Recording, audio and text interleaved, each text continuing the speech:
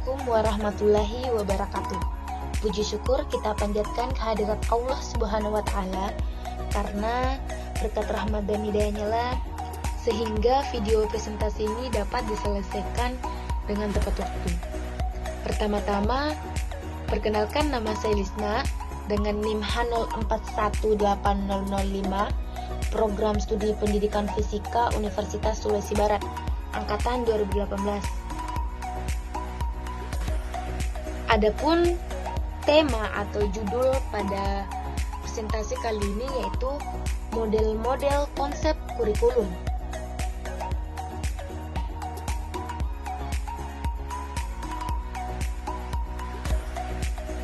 Adapun ruang lingkup dari pembahasan pada presentasi kali ini yaitu yang pertama, pengertian kurikulum. Yang kedua, model-model konsep kurikulum. Nah, sebelum kita masuk ke model-model konsep kurikulum, kita harus tahu dulu apa sih yang dimaksud dengan kurikulum. Kurikulum adalah perangkat mata pelajaran dan program pendidikan yang diberikan oleh suatu lembaga penyelenggara pendidikan, yang dimana berisi rancangan pelajaran yang akan diberikan kepada peserta didik mengenai pelajaran dalam satu periode jenjang pendidikan. Atau menurut pandangan lama, kurikulum ini merupakan kumpulan mata pelajaran yang harus disampaikan oleh guru dan harus dipelajari oleh peserta didik, di mana anggapan ini sudah ada sejak zaman Yunani kuno. Nah, itu sedikit mengenai pengertian kurikulum. Selanjutnya, model-model konsep kurikulum.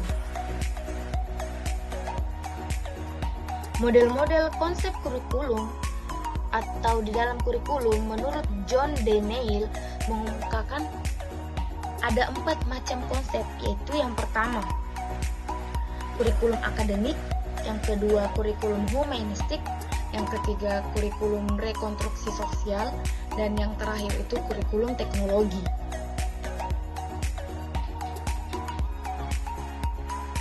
Kurikulum akademik.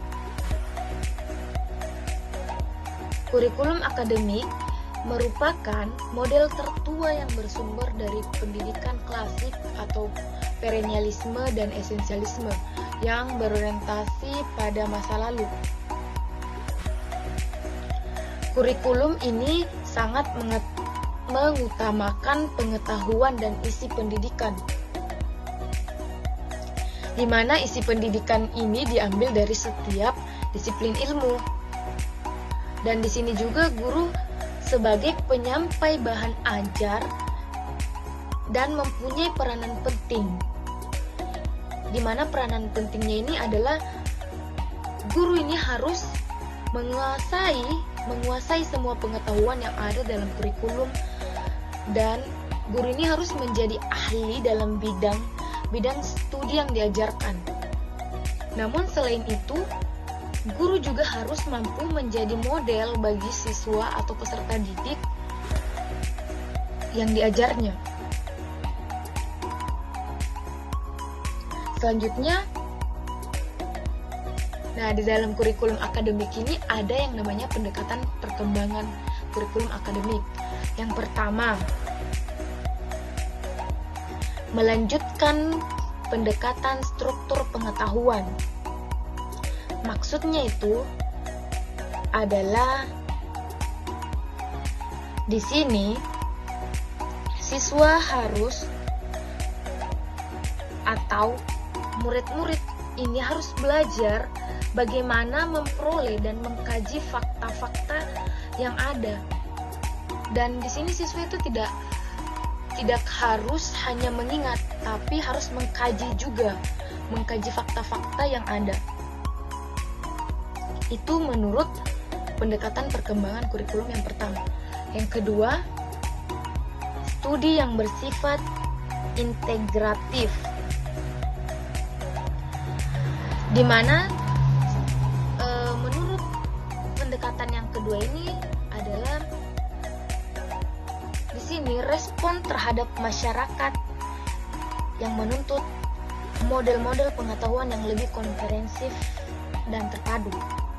Maksudnya di sini kita harus merespon dan lebih mengajarkan lagi dan menuntut kita lebih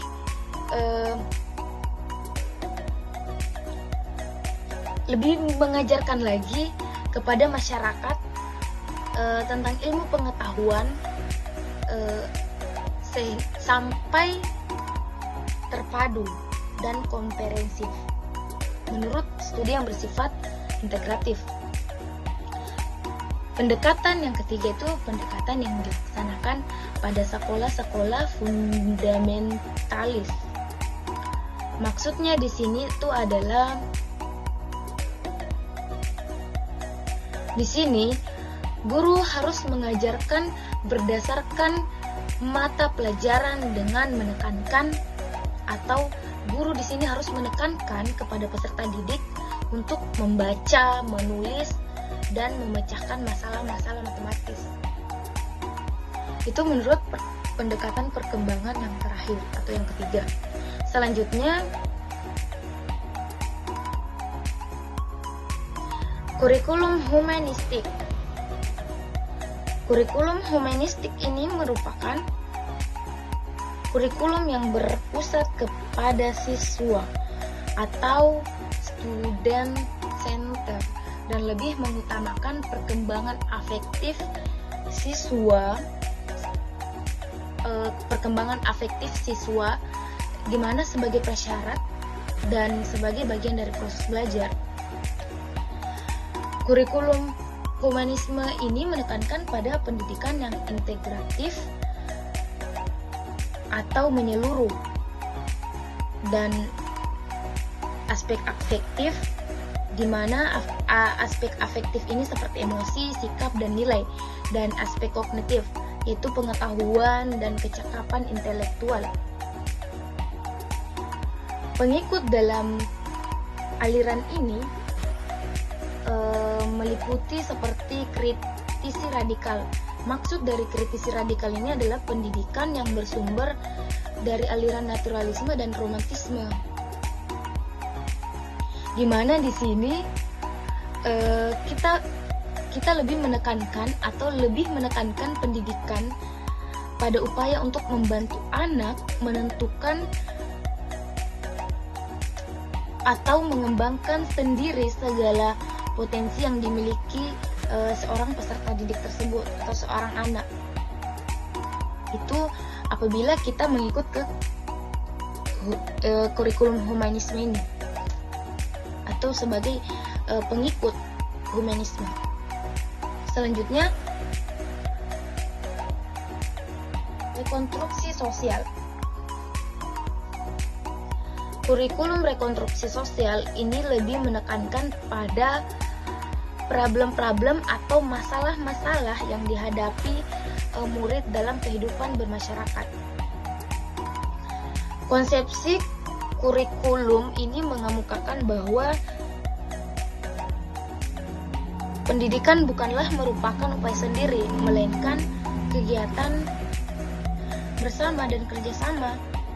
Maksud dari interaksi dan kerjasama ini seperti yang terjadi pada siswa dengan guru, siswa dengan siswa dengan orang di lingkungannya. Dengan kerjasama semacam ini, para siswa berusaha memecahkan masalah-masalah yang dihadapi dalam bermasyarakat agar menjadi masyarakat yang lebih baik. Dan pendidikan menurut rekonstruksi sosial ini sangat memiliki pengaruh mengubah dan memberikan corak baru kepada masyarakat dan kebudayaan. Itu untuk kurikulum rekonstruksi sosial. Selanjutnya, kurikulum teknologi.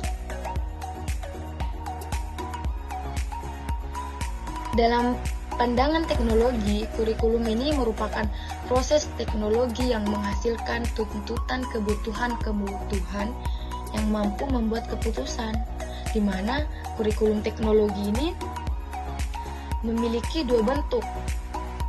Yang pertama bentuk perangkat lunak dan yang kedua perangkat keras.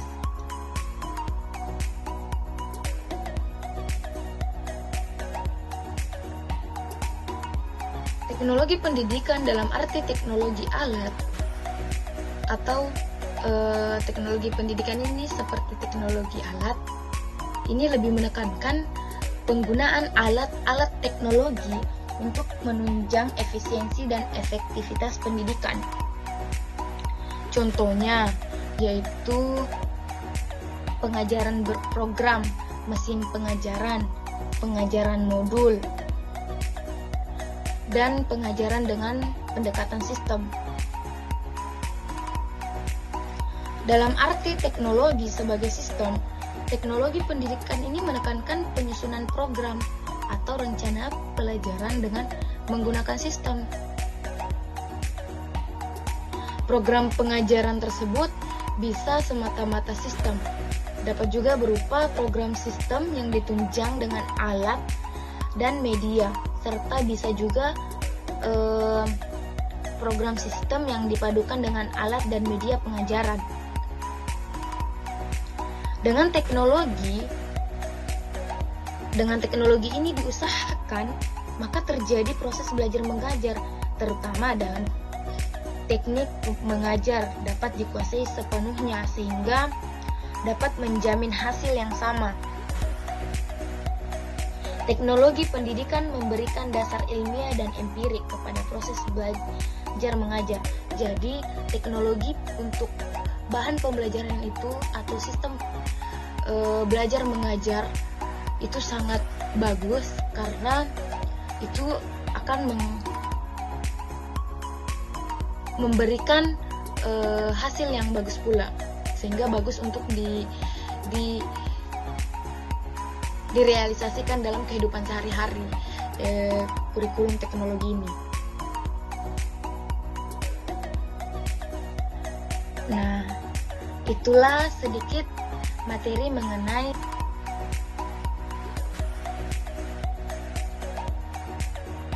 model-model konsep kurikulum. Jadi model-model konsep kurikulum ini ada 4, yaitu yang pertama kurikulum akademik atau akademis, yang kedua humanistik, yang ketiga rekonstruksi sosial, dan yang terakhir itu teknologi.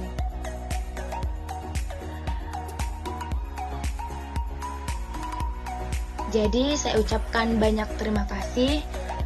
Apabila ada salah kata dalam video presentasi ini, saya memohon maaf karena saya hanya manusia biasa yang tidak luput dari kesalahan.